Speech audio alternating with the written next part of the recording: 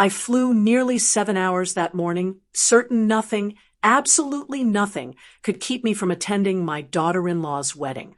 I wasn't dressed fancy, just a clean gray suit, polished black shoes, and the old wristwatch my late wife had given me. But I was proud to be showing up for family, proud to be present, even when no one had asked me to be. When I reached the private estate, I expected music, laughter, maybe even a warm greeting from the security team. Instead, the guard stepped out of his booth holding a laminated sheet like it was a wanted poster. Only when he raised it to eye level did I see my own face staring back at me, crossed out with a thick, slashing red line. Underneath it were 4 cold words that cut deeper than any knife. Do not let him in. At first, I thought it was a mistake, a mix-up, a prank gone too far. I even forced a smile and tried to explain who I was. Sir, I'm the groom's father-in-law. I'm supposed to be inside. But the guard didn't check his list. He didn't look at a computer. He didn't even pretend to reconsider. He simply pointed at the sign again, then at the road behind me. Turn around, sir. Orders from the bride herself. The bride herself. Friends and lovers, if you enjoyed this story, please like the video, subscribe, and share your thoughts in the comments. My chest went tight. She had never liked me, not my job, not my humble home, not the way I talked, but banning me from her wedding, printing my face on a sheet like a criminal, that was something else entirely. I felt something inside me go silent. Not anger, not even sadness, just a kind of stillness that comes when a man finally sees the truth for what it is. Without a word, I put my car in reverse and drove away. 4 hours later, her perfect day would collapse exactly at the moment she realized what she had done. I hadn't even reached the end of the long driveway before my phone buzzed on the passenger seat. For a second, I let myself hope, just a tiny, foolish hope, that it was the bride calling to explain. Maybe she'd realized the guard had misunderstood. Maybe this was all some twisted mix-up. But the message wasn't an apology. It was a dismissal. A clean, calculated rejection crafted by the woman my son had chosen to spend his life with. Her text was long enough to make it clear she had thought every word through. Please don't show up. This is a sophisticated wedding. My family is here. We can't have you making the place look cheap. Just go back home. I'll send you photos later. I reread those lines over and over again, each time feeling something inside me detach, slowly, painfully, like an old nail being pulled out of hardwood. Cheap. That was the word she used to describe me. Not hardworking. Not loyal. Not the man who had helped raise her husband from boyhood. Just cheap. The guard watched me from the booth, arms crossed, waiting for me to leave, so he could get back to pretending he guarded a palace. And in that moment, with my own face crossed out in red like I was nothing but trouble, I realized something. I was being erased. Not quietly, not privately, but publicly, intentionally, and with the kind of pride that comes from believing you're finally above someone. I didn't argue. I didn't plead. I didn't even respond to her message. I simply clicked my phone screen off, placed it face down beside me, and drove away from the estate that I had once imagined welcoming me as family. The sunlight felt harsher, the air felt heavier, and my heart felt strangely empty, like I had entered a different life the moment that message appeared. A life where they didn't just exclude me. They were proud of excluding me. The drive back home felt twice as long as the trip there. The road stretched endlessly in front of me, quiet, empty, almost mocking. I didn't turn on the radio. I didn't open the window. I just gripped the steering wheel and let the silence settle inside my chest like dust on an abandoned shelf. I kept seeing that sign in my mind. My face, crossed out, banned. I wasn't a perfect man. I'd made mistakes, worked jobs that left my hands calloused and scarred, lived a life far from luxury. But I had always tried, always to be decent, to be present, to be someone they could rely on. And somehow, all of that was worth less than the snapshot they printed and hung at the gate. About an hour into the drive, anger tried to push its way up my throat. I could feel it tight, hot, almost violent. But then something inside me refused to let it surface. What good was anger when the people you cared for were proud of humiliating you? So I drove, quiet, still, letting the ache settle where the love used to be. My thoughts drifted to my late wife. She would have never let this happen. She would have stood between me and that guard like a lioness protecting her own. She would have stormed into that wedding and demanded her place. But she wasn't here. I was alone in this, just an aging man with a worn-out suit and a heart that had been stepped on without hesitation. I glanced at the empty passenger seat next to me. In the past, it had carried birthday gifts, groceries, fishing gear, even picnic baskets for family trips. Today, it carried nothing but a phone I didn't want to touch. Halfway home, I whispered to myself, quietly, almost involuntarily, maybe I really am nothing to them. That thought hit harder than the rejection itself, because for the first time, I wasn't just feeling excluded, I was feeling replaced. Somewhere around the third hour of driving, my mind drifted, not to the wedding, not even to the message, but to the last time I had seen my daughter-in-law. That moment had been small and quiet, but now it replayed in my head with a clarity that made my stomach twist. It was about a month before the wedding, a simple Sunday afternoon. My son had invited her over, so we could all eat together. I remembered putting on my best shirt, nothing fancy, just clean and pressed. I had grilled chicken, set the table, even bought a small bouquet of daisies because she once mentioned liking them. I was trying. God knows I was trying. She arrived wearing a designer dress that cost more than my entire week's groceries. She didn't hug me. She didn't smile. She just looked around my modest living room like she had stepped into a thrift store by mistake. "Daniel," she whispered to my son, loud enough for me to hear, "couldn't we have gone somewhere nicer?" Nicer. She said it the same way someone says cleaner or safer. My son had laughed it off, patting her shoulder. "Come on, babe. Dad cooked for us." But she didn't sit down. She didn't relax. She walked around the room, touching nothing, commenting on everything. "This place is small. The furniture feels old. It smells like wood." I had smiled politely, pretending none of it bothered me. But deep down, something cold twisted in my chest. It was the first moment I realized she wasn't just uncomfortable around me. She was embarrassed by me. I should have seen today coming.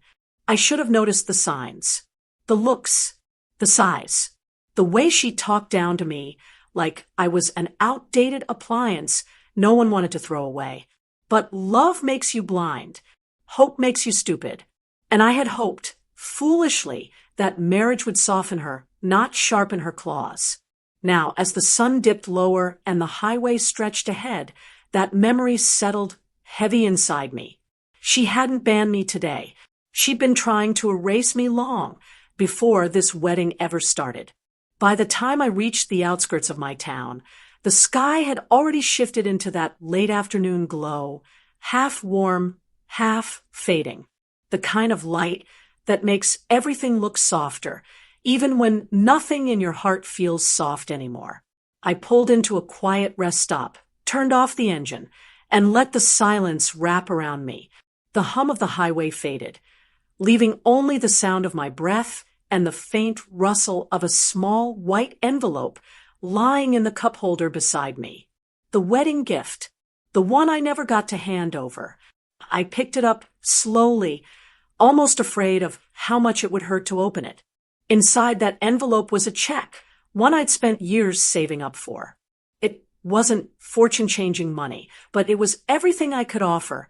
A start, a blessing, a father's way of saying I'm proud of you, and I want you to build something beautiful.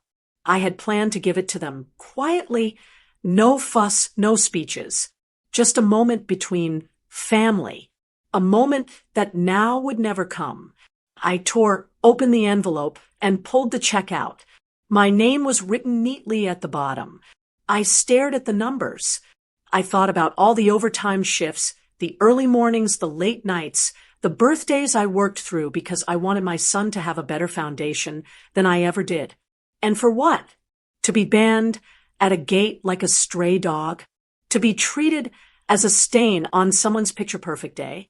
The more I looked at that check, the more something inside me hardened. Not bitterness, something sharper. Something like realization. Love had made me generous, but humiliation had made me clear-headed. I held the check between my fingers, then slowly tore it down the middle. The rip echoed in the empty parking lot like a verdict. Then I tore it again, and again, until the pieces fluttered into my lap like confetti from a celebration I was never meant to be part of. For the first time that day, I didn't feel pain. I felt clarity. I sat there in the parking lot for a long moment, staring at the torn pieces of the check scattered across my lap. The wind outside was soft, almost gentle, as if the world itself had no idea how deep a cut had just been made in me. I brushed the scraps onto the floor of the car and leaned back, closing my eyes. And then, my phone buzzed again. I almost didn't look. After the last message, I wasn't sure I wanted to see another word from her. But something inside me said to check it. A whisper, a faint tug, maybe even instinct. When I picked up the phone, it wasn't her. It was a number I hadn't seen in years. Mark Anderson, my old attorney, and the only man outside my family who knew the truth about my financial life. His message was short. Call me. Urgent. Urgent? What could he possibly know? I hesitated for a second, then dialed. He answered on the first ring. Bill, he said breathlessly, I need to ask you something directly. Did you authorize a transfer of $28,000 this morning? My heart dropped. No, I said immediately. Why? There was a pause on the line. A long, heavy pause. Because, Mark said, an attempt was made using the secondary access code, the one only you, your son, and your daughter-in-law have ever seen. I felt my fingers tighten around the phone. What are you saying? I whispered. I'm saying, he replied carefully, someone tried to drain your emergency fund. And the timing, well, it lines up perfectly with that wedding. The air inside my car felt suddenly suffocating. Someone had tried to steal from me, not just money, my savings, my safety net, the last piece of security I had built after a lifetime of work. And the only people with the code were the same ones who didn't want my face at the gate. My pulse thudded in my ears. This wasn't just humiliation. This was theft. This was betrayal. This was something else entirely. The rest stop was quiet as I sat behind the wheel, trying to make sense of everything that had happened at the gate. I should have driven straight home, but something told me to pause, to breathe, to gather myself before stepping back into a life that suddenly felt unfamiliar. The sun was dipping lower, washing the parking lot in a soft, honey-colored glow that didn't match the heaviness in my chest. I rested my hands on the steering wheel and let out a long breath, hoping the weight inside me might leave with it. That was when my phone buzzed. The screen flashed with a name I hadn't seen in years. Mark Anderson, my attorney, a man who knew more about my finances than my own family did. He wasn't the type to message lightly. The moment I saw his name, a thin thread of unease wound itself around my spine. I called him back immediately. Bill, he answered, his voice clipped with urgency. Did you authorize a $28,000 transfer this morning? The words hit me hard enough that my grip tightened on the phone. No, I said slowly. I haven't authorized anything. Why? Mark took a breath. Someone attempted the transfer using your secondary access code. The one only 3 people know. My stomach dropped. I didn't speak. I couldn't. That code, Mark continued, his tone turning grim, belongs to you, your son, and your daughter-in-law. The world around me seemed to narrow to a single point of pressure behind my ribs. Cars passed on the highway, but I couldn't hear them. The air felt still, suspended, as if waiting for my reaction. They tried to take it. I murmured, more to myself than to him. They tried to take it today. Mark didn't soften his response. Bill, I think you were banned from that wedding for a reason. Not because you embarrassed them. Not because they didn't want you in pictures. But because they didn't want you close enough to notice what they were doing. A slow, cold realization settled into my bones. The wedding wasn't just a celebration. It was a shield, a distraction, a cover for something they hoped I'd never discover. And I had walked right into their plan without even knowing it. I sat in my car long after Mark ended the call, staring at the fading sunlight stretching across the hood. It was strange how one ordinary afternoon could suddenly feel like the edge of a cliff. Everything that had bothered me over the last few months, the whispers between the 2 of them, the last-minute financial questions, the way my daughter-in-law looked at me like I was a problem to be solved, suddenly aligned in perfect, painful clarity. They weren't ashamed of me. They were planning around me. I leaned back in my seat and rubbed my temples, trying to calm the storm building behind my eyes. Mark had never sounded rattled before, not even when he handled my company's biggest lawsuits. Yet today his voice had carried something unmistakable, fear. A quiet, professional fear that only surfaces when someone realizes a client is being set up. They knew you'd be at the wedding, he had said, and they knew you'd be distracted. That sentence echoed inside me like a hammer hitting steel. Because he was right. If I had stepped inside that venue, smiling, greeting guests, trying to play proud father-in-law, they could have drained the account before I even noticed the notification. And I would have been too embarrassed to pull out my phone and check anything in the middle of their big day. That was the plan. Clean. Simple. Cruel. The memory of my daughter-in-law's message flashed in my mind again, and this time the words took on a new meaning. Please don't make a scene. You don't fit in, just go home. Her rejection hadn't been emotional. It had been strategic. She needed me out of the way, silent and far from where the damage was being done. I swallowed hard. They hadn't just tried to humiliate me. They had tried to rob me, not only of money, but of dignity, safety, and the little trust one still had left in them. I turned the key in the ignition and let the engine rumble to life. I no longer felt heartbreak or shock. What settled inside me now was quieter, steadier, and far more dangerous. Certainty. They thought they had played me. They had no idea who they were dealing with. The road leading back to my home was familiar, but nothing about the drive felt the same. I didn't turn on music. I didn't open the windows. I simply let the engine's steady vibration settle into my bones while my mind replayed every interaction I had ever had with my daughter-in-law, every dismissal, every sly insult, every time she smiled sweetly at my son while her eyes flickered over me with calculation. Because that was the truth now. She hadn't married into our family for love. She had married into it for access.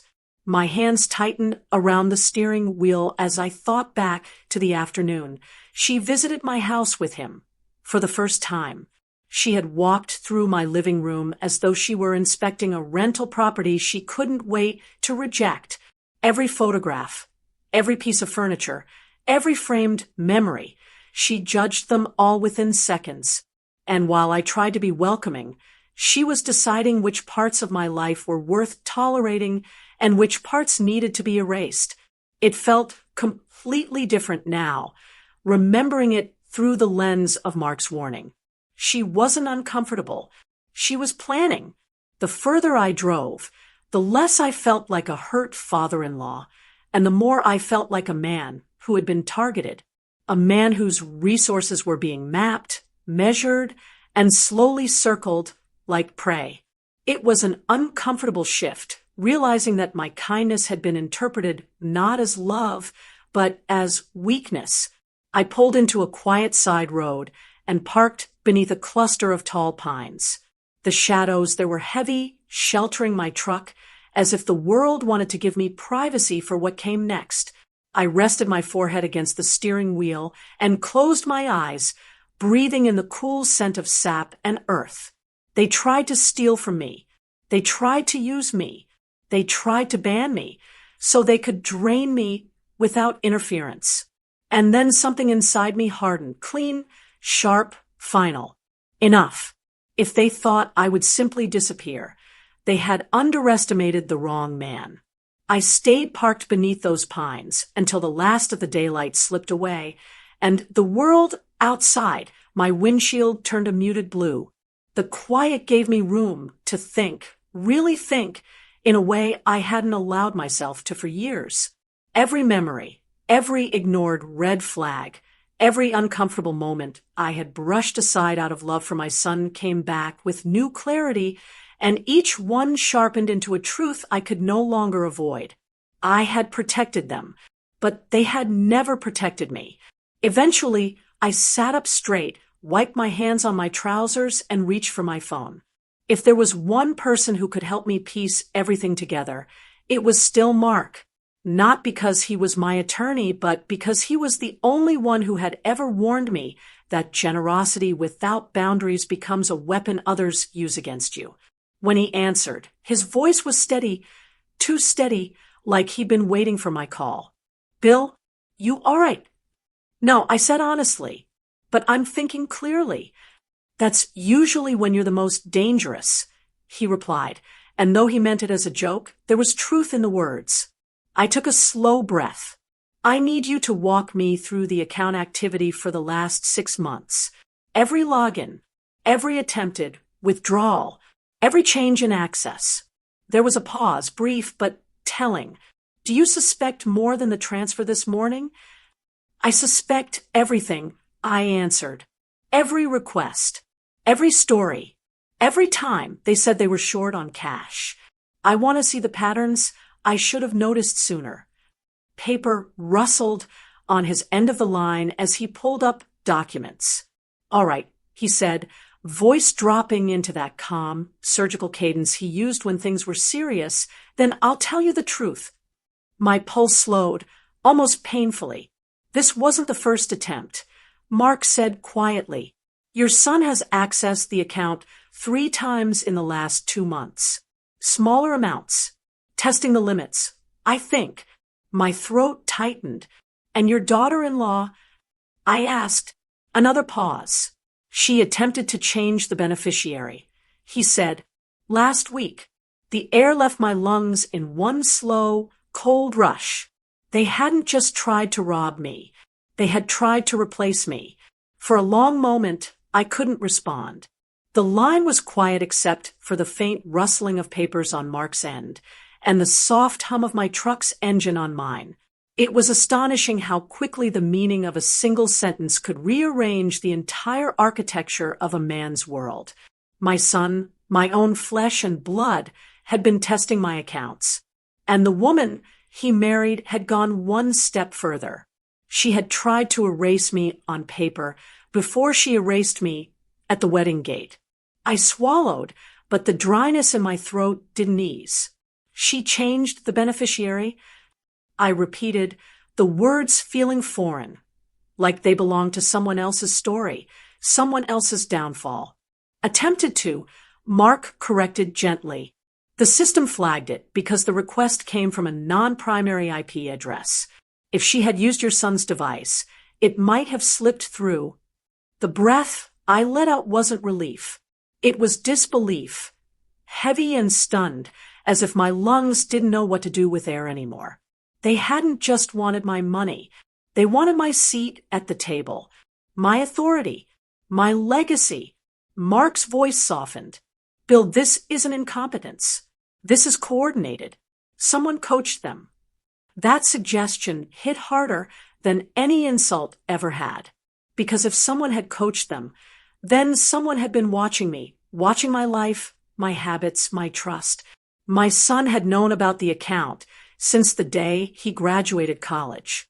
But he had never touched it. Not once. Not in all the years he struggled. Not even when life got hard. I had felt proud, then, believing he was trying to stand on his own 2 feet. Now, I understood the truth. He hadn't touched it because she hadn't told him to. My hands tightened around the steering wheel. Not in anger this time, but in something deeper and colder, something close to grief. Grief for the son I thought I had raised. Grief for the trust one had believed would last a lifetime. Mark, I said quietly, send me everything. Every report. Every timestamp. Every attempt. Are you sure? Yes, I answered. It's time I finally see what I've been blind to. Because there comes a moment in every man's life when the truth, no matter how devastating, becomes a better companion than a lie. And my moment had just arrived. By the time I pulled into my driveway, the sun had slipped behind the hills and left the world washed in that deep indigo that makes everything feel heavier than it is. My porch light flickered on automatically, casting a warm glow across the wood I had sanded and stained myself more than 20 years ago. Normally, that light felt comforting, like a welcome home. Tonight, it felt like a spotlight revealing a truth I could no longer ignore. I stepped inside and let the door close behind me with a soft thud. The quiet of the house pressed in from every direction. It was strange how familiar things suddenly seemed distant, as though even the walls had sensed something inside me had changed. I walked into the living room, the same room where my son had once taken his first steps, the same room where we had laughed, argued, grown.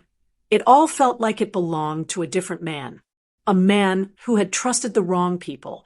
I sat down at my desk, turned on the lamp, and opened my laptop. The soft glow of the screen felt sharp against the darkness. A moment later, Mark's email came through, an entire folder of documents, timestamps, flagged alerts, screenshots, and account logs. Each file was a puzzle piece, and each piece revealed something I had never expected to see from my own family. Access attempts at 2 a.m. Requests submitted from unfamiliar devices. Password resets linked to their home network. They hadn't stumbled into temptation. They had planned. I clicked through each document with a growing sense of detachment, as if I were reading someone else's life unraveling.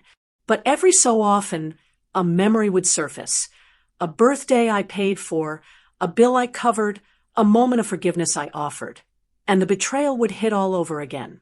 Finally, I reached the last document, a recorded customer service call where someone posing as me tried to authorize beneficiary changes. The voice wasn't mine, but the determination behind it felt unmistakable. They weren't just hoping to take from me. They were preparing for a life without me in it. I leaned back in my chair, letting the truth settle into my bones. This wasn't an accident. This wasn't ignorance. This wasn't a misunderstanding. This was a choice. And for the first time in my life, I understood something with absolute clarity. I had been protecting people who had never once protected me. I stayed at my desk longer than I intended, reading through the documents until every line, every timestamp, every attempt felt carved into me. It was astonishing how betrayal didn't arrive like a lightning strike. It arrived like slow decay, creeping through the foundation of a life until the whole structure groaned under its weight. And yet, as I sat there in the dim light of my reading lamp, I couldn't feel the rage I expected.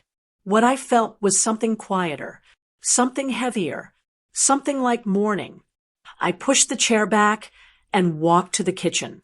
The floor creaked beneath my steps, just like it always had, but tonight the sound seemed to echo in a way that made the whole house feel hollow. I poured myself a glass of water and leaned against the counter, letting the coolness of the glass ground me. I had raised my son with everything I had. Not perfectly, not always gently, but with as much heart as any father could give. I worked nights so he could attend good schools. I skipped vacations so I could buy him the red bicycle he wanted. I fought through exhaustion so he would never feel the same scarcity I had grown up with. And somehow, somewhere along the line, he stopped seeing love and started seeing opportunity. That realization hurt more than anything at the wedding ever could. I moved to the living room and stared at the family photos lining the mantel. My son at 5, missing his 2 front teeth and grinning proudly. My son at 13, standing on the edge of a lake with a fishing pole almost too big for him. My son at 18, holding his diploma with relief on his face and my arm around his shoulders. I had loved the boy in every one of those pictures, but the man he became, the man who let someone manipulate him into stealing from me, I didn't recognize him anymore. And that truth settled into me with a finality I didn't know how to escape. Love wasn't enough to fix this. Love wasn't enough to undo what they had tried to do. Love wasn't enough to blind me any longer. I set the picture frame down, my hands steady for the first time all day. I wasn't just a father who'd been excluded. I was a father who had been targeted. And the part of me that had always chosen forgiveness finally went quiet. After I set the photo frame back on the mantel, I let my eyes drift across the room the way a man scans a familiar landscape after a storm. Nothing had changed physically. The old clock still ticked steadily on the wall, the curtains still swayed gently from the draft under the window, and the rug still held the faint imprint of years of footsteps. But something inside the house felt different. Or maybe something inside me had finally shifted enough to see it clearly. This home had held decades of memories, birthdays, scraped knees, Christmas mornings, late-night homework battles, and long talks about life. It had been the backdrop of a father doing his best. And yet, somewhere along the way, my son had learned to take everything this house provided while feeling entitled to more. Entitled to me. Entitled to my labor. Entitled to my savings. I walked through the hallway slowly, touching the walls the way one might touch an old friend who has been waiting patiently for honesty. Each doorway held a story, each scuff mark a reminder of who I used to be when raising a boy who I genuinely believed would grow into a better man than I ever was. But love, no matter how deep, can sometimes hide the truth. I stepped into my son's old bedroom and flicked on the light. The posters were gone. The trophies were boxed up. The room was clean, almost too clean, stripped of the innocence it once carried. I remembered sitting on the edge of that bed years ago, explaining what integrity meant. I'd told him that a man's character was defined not by what he had, but by what he refused to take. And now I understood something painful and unavoidable. He had heard my words. He simply didn't believe them. The betrayal wasn't just financial. It was generational, an inheritance of values he had chosen not to carry forward. That realization sank into me with a weight that made the room feel colder. I stood there for a long time, letting the truth settle. This wasn't just a wedding gone wrong. This wasn't just a bad choice of spouse. This was who they had decided to become. And if I kept protecting them, then their choices would become mine.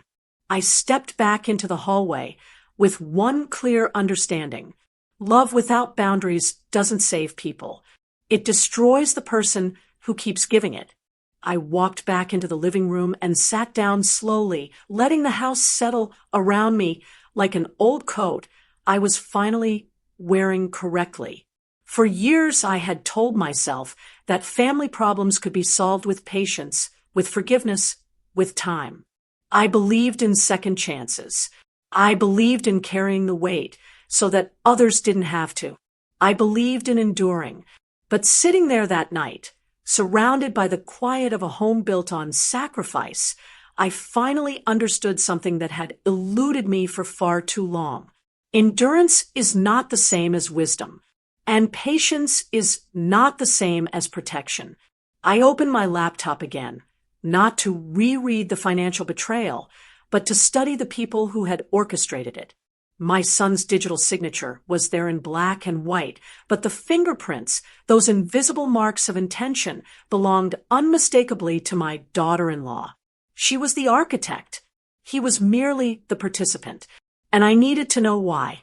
So I searched old messages, past emails, invoices, donation receipts, vacation requests, anything that could tell me how long this pattern had been unfolding. The deeper I looked, the more threads I found connecting back to her. Not to him, to her. A quiet trail of suggestions, advice, and ideas she had planted over time, guiding him toward one conclusion. His father was a resource, not a person. It was manipulation, calculated, deliberate, and she had chosen the wedding day, the day drowning in emotion, distraction, noise to strike. I leaned back slowly, letting the truth press against me. This wasn't impulsive. I whispered to the empty room. This was a plan. And then another thought crept in, sharper and colder than the rest. If the transfer had gone through, would they have even cared if I showed up at all? The answer settled into me with an uncomfortable certainty. They didn't want me there because they didn't need me there. Not for family, not for love, just for access. So I made a decision, not in anger, not in spite, but in clarity. I wasn't going to confront them. I wasn't going to beg for answers. I wasn't going to salvage what they had already thrown away. I was going to protect myself. And whatever steps that required, I was finally willing to take them. The night deepened as I closed the laptop, but instead of feeling overwhelmed by everything I had uncovered, I felt oddly calm, unnervingly calm, the way the air feels just before a storm breaks open the sky. There was no anger clawing at my chest anymore, no confusion twisting my thoughts. What settled inside me was something steadier, colder, and far more deliberate. Clarity. I stood and walked to the kitchen window, staring out at the moonlit yard where I'd once taught my son how to ride a bike. The grass was still, untouched, glowing faintly under the pale light. It struck me then that my life, simple, honest, predictable, had always been enough for me. But it had never been enough for them. Not because it lacked value, because it lacked exploitation. I rested my hands on the counter, letting the truth sink deeper. For years, I had given without hesitation. Birthdays, tuition, car repairs, rent when times were tight, advice when life got confusing. I had always been the person they could call, any hour, any day, any crisis. I thought that was love. I thought that was proof of being a good father. But there's a fine line between giving and being used. And tonight, that line had finally revealed itself. I walked to the safe in my study, a heavy steel box tucked behind a bookshelf, and turned the dial slowly. Inside were the documents that held the real map of my life. Deeds, accounts, business records, insurance policies, wills. Papers that told the truth of who I was and what I had built. Papers they clearly believed they were entitled to inherit someday. I sat down with them at my desk, spreading them out carefully, the way a surgeon prepares instruments before an operation.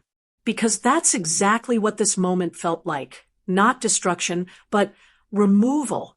A necessary, precise extraction of infection before it spread further. One form caught my eye. The estate file I had drafted years ago when I assumed love guaranteed loyalty. I rested my finger on my son's name, written neatly on the line marked primary beneficiary. a name I had once been proud to write. I pulled the form closer. This wasn't about punishment. This wasn't about revenge. This was about survival. And for the first time in decades, I chose myself. I sat at my desk with the estate file open in front of me, the soft glow of the lamp turning the pages a warm gold. It was strange how something as simple as ink on paper could carry the weight of an entire lifetime. Every sacrifice, every hour of overtime, every choice made for someone else's future. For years, I had believed this file represented security for my son.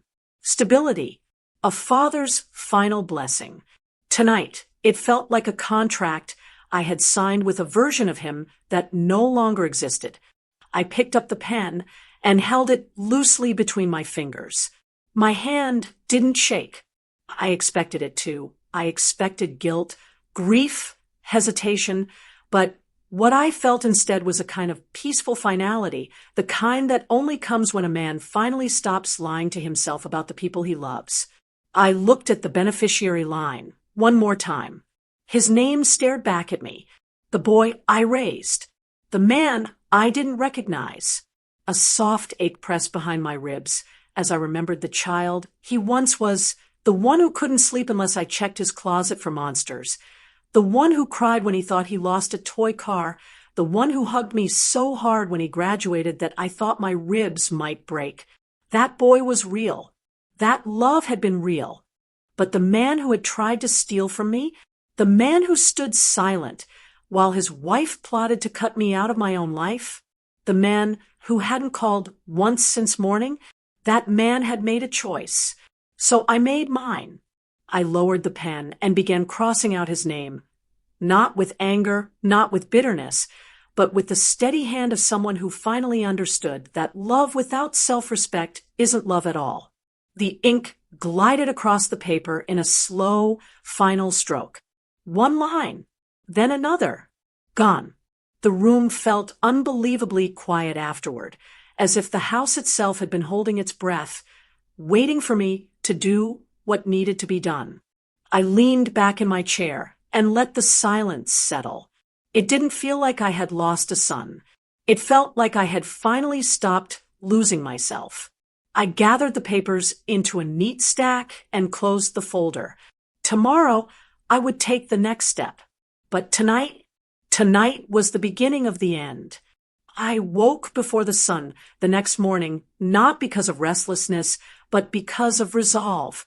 There is a certain kind of clarity that settles into a man after a long night of truth, cold, unmoving clarity that no amount of hope or denial can soften. I brewed a cup of coffee and sat by the kitchen window as dawn slowly painted the world outside in pale shades of gold. The quiet felt different today. Not heavy, not lonely, just honest. While the coffee steamed between my hands, I replayed the events of the day before. The gate, the message, the attempted withdrawal, the documents, the beneficiary line. But now, instead of pain, each memory held a purpose. I wasn't reliving the hurt anymore. I was charting the future, a future where I no longer funded my own mistreatment, a future where boundaries existed, a future where I chose peace over proximity. When I finished my coffee, I walked to the study and gathered every legal document I had sorted the night before. The estate file, the trust forms, the property papers, everything that had once been a blueprint for their inheritance. I placed them into a binder and slipped it into my briefcase. This time, there was no shaking, no doubt, just a quiet acceptance that some endings are necessary. By mid-morning, I arrived at Mark's office. He greeted me with the kind of nod men share when words aren't needed. We sat down together, and I slid the binder across his desk. "It's time," I said. He opened it slowly, scanning the changes I had made. Names crossed out, roles reassigned, protections reinforced. "You're sure?" he asked. "Yes," I replied. More sure than I've been about anything in years. We went through the paperwork line by line, making everything official. It wasn't dramatic. It wasn't loud. It wasn't triumphant. It was necessary. And when the final signatures dried on the page, something inside me settled for good. It was done. As I walked out of the office into the morning light, I realized something that should have been obvious all along. I never needed their approval. I never needed their gratitude. I never needed their presence to validate my worth. All I needed was the courage to stop giving myself to people who only saw what they could take. I drove home with the windows down, letting the wind fill the space that disappointment once occupied. The day felt new, clean, wide open. Their wedding day had ended in chaos, but mine was just beginning. If you enjoyed this story, please like the video, subscribe, and share your thoughts in the comments. What would you have done in this person's place? I'd really love to hear your opinion. Big hugs and see you next time.